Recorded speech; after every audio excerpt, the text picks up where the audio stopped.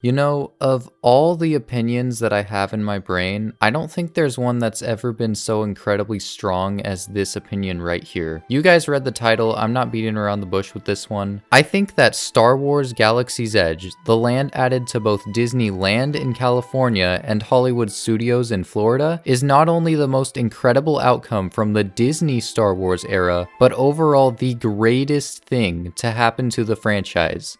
Period. Of course, whenever anyone says greatest of all time, the opinion is going to be controversial because that's a pretty bold statement to make. But even then, ever since Galaxy's Edge opened in Disneyland 2 years ago, and even before that for that matter, there's been quite a vocal opposition to its existence. But I'm here to put it all to rest because after visiting this land in October 2019, I became so obsessed with everything that this land is, what it represents to the Star Wars universe and the Disney company as a whole, and I've fallen in love with it. I'd like to invite you into this incredible land so you can leave with maybe just a spark of the love I feel in my heart for this land. Here we go. Okay, let me get this out of the way first. If the only reason that you don't like Galaxy's Edge is because it's set in the sequel era and you hate everything associated with the sequels, I don't know what to say to you. I'm someone who's relatively understanding and open to all opinions, even if I personally disagree with them, but I honestly don't think I'm ever gonna understand this one. The assumption that this land is bad because the movies are bad is so incredibly illogical that it leads me to believe that the only people throwing around this brain-dead argument are people who have never actually been to Galaxy's Edge. Keep in mind, this is all coming from someone who doesn't like 2 out of 3 of the sequels. I think The Force Awakens is alright, The Last Jedi is pretty bad, but honestly the hate has become very overplayed at this point. And Rise of Skywalker? You know, when I first saw this movie, I thought to myself, hey, this isn't that bad. But then I started to think about it, and it kinda made me want to tear my eyes out. So yeah, Rise of Skywalker really sucks. But none of this affected my experience at Galaxy's Edge. Like, I wasn't walking around the land thinking to myself, man, if only Finn had sacrificed himself at the end of The Last Jedi, maybe then I could let myself enjoy this place. Theme parks and movies are very different mediums of entertainment. When I get off of Splash Mountain, I don't think to myself, hey, maybe Song of the South isn't as bad as I thought it was. Or after riding the mediocre Monsters Inc. ride in DCA, I'm not all of a sudden some Monsters Inc. hater. That's not how things work. Rides and movies they are based on are 2 very separate entertainment pieces. I can assure all of you sequel haters that nowhere in the land of Galaxy's Edge are there any plot points thrown straight out the window, misconceptions about the Force, or overall poor writing.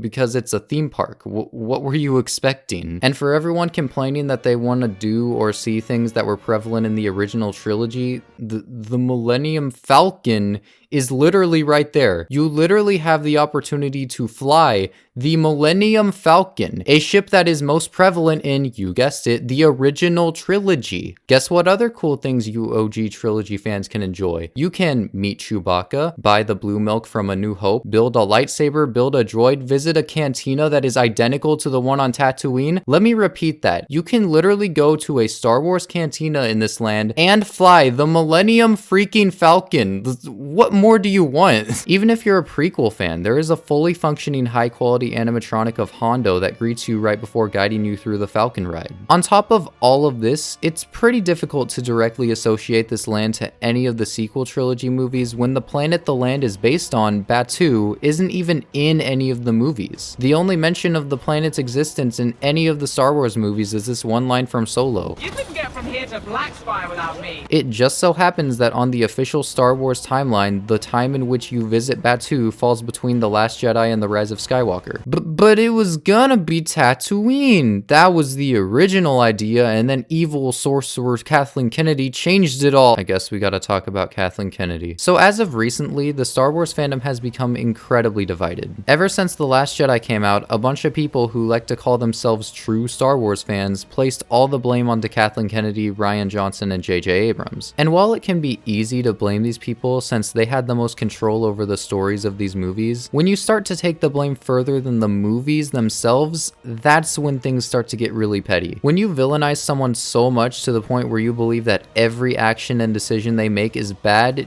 you start to be blind to the decisions that they make that are actually good. Because this decision that Kennedy made is by far the best decision she's made for the company. Even though I am on board with Kathleen's decision to make Galaxy's Edge based on a planet that no one has ever heard of, I understand why people were not on board with it at first. Disney is only known for remaking worlds in movies that already exist, and since parkgoers are familiar with these worlds, it's the safe way to go because they don't need to introduce us to something new. If they had built Tatooine and had the time period be during A New Hope, it certainly would make people happy. Tatooine is in 6 of the 9 main Star Wars films. It's the first planet we ever visit in the universe, and it's the one everyone, even the people who don't care too much about the movies, can recognize immediately. Building this land would have been so incredibly safe, but it would have limited the creativity, because the Imagineers who worked on Batuu got to create an entirely new Star Wars planet from scratch. They got to mold it however they pleased, or travel to different countries looking for architecture and props that reminded them of the universal Star Wars look. They got to create the history and the lore of this planet so that the time in which you visit it is a time and story that is not only unique to anything we've seen in Star Wars, but something that is original enough that it allows you to have your own Star Wars experience. The motto for this land is live your Star Wars story. Not Luke Skywalker's or Obi-Wan's, but your story. If they had made Tatooine, none of what I said would have been possible. The Imagineers would have been forced to hit the books and study up on a time period and landscape that already exists. And that's not to say Tatooine wouldn't have been cool. I'm sure the Disney Imagineers would have made it flawless. They've proven already that they know how to bring a fictional setting to life with Pandora and Animal Kingdom and Cars Land in California Adventure. But Galaxy's Edge is simply better than anything Tatooine would have ever been because it's original. We now associate the planet of Batuu with our personal experiences in the land as opposed to the movies or the shows. I mean, isn't the reason that everyone loves The Mandalorian is because it feels like an original work despite it being set in a familiar universe? How is this any different? Without the originality of this land, the Imagineers wouldn't have had the ability to add all the little details that make Batuu, Batuu. And boy did they deliver with the immersive details. The flags that greet you before entering the land look worn and aged out. Honestly, everything looks worn and aged out. There are blaster holes in the side of the mountains and buildings. All the food items have zany names because you wouldn't buy a pork sandwich in the Star Wars universe, you'd buy a Ronto wrap. The cashiers call the money space credits. The water fountain has that one trash compactor creature in the water. The DJ of Oga's Cantina is actually the droid from the original Star Tours ride, and there's a canon story about how he crash landed on Batuu and was reprogrammed into a DJ. Literally everyone who works at this place, not just the obvious characters, is in character with a distinct reason as to why they work in the place that they work in. You can ask them endless questions about their lives, and you'd be convinced that you actually are on a different planet. All 3 entrances to the land are arches or tunnels so that when you're in the land, you can't see outside. That's why there's these sun shields over the windows of the Falcon Queue. If they weren't there, you'd easily be able to see Big Thunder Mountain. Every now and then, the intercom goes off in Black Spire Outpost asking for recruits for the First Order. Like, that's amazing. This entire place is amazing. And I haven't even mentioned the rides yet. So Millennium Falcon Smuggler's Run is awesome not just because you can literally fly the Millennium Falcon, but each person on the ride serves a purpose. This isn't like Star Tours where you can just sit back and watch the show. Every action you make on this ride contributes to the overall experience of it. On my first ride through, I got the left gunner, which basically all you do is spam a red button and deploy torpedoes at a certain time. But like, name any other ride that gives you this much control. And the second time I rode it, I was lucky enough to get right pilot, and oh boy, I enjoyed every second of that. As a Star Wars fan, you have not lived until you experience pulling the jump to light speed lever. And the newest ride to be introduced to Galaxy's Edge is Rise of the Resistance. I'm gonna keep it light on the details with this one because I personally have not gone on the ride, and I don't want to spoil anyone with video footage of this masterpiece of a ride, like I did to myself. Basically, it's a Star Wars version of a Fantasyland dark ride on steroids. Just watching a video of someone going on the ride gives me goosebumps. After hearing me talk about all the incredible little details that were made possible by this bold concept, it probably isn't surprising to hear me say that these rumors about potentially changing Galaxy's Edge into a miscellaneous Star Wars land really scare me. What we have at Galaxy's Edge is the next step for Disney Imagineering, in my opinion. And by taking away the timeline, you take away what makes Galaxy's Edge so freaking incredible. You take away the feeling of being in the universe at a time and place. And look, I get that people want to meet baby Grogu Yoda, and they want to take a picture with Darth Vader and do all the Star Wars stuff that they can't do because it's in the sequel trilogy. But just for a second, think about the long-term effects that this will have on the land. Galaxy's Edge will no longer be a place to live your Star Wars story. It will be a marketing ploy. Every time a new Star Wars movie comes out, this land will be doing everything in its power to make sure you see that movie. It will be an advertisement first, immersive land second. Heck, they might as well just prop up a little booth in the land where you can sign up for Disney Plus so you don't miss the all-new Mandalorian Season 3,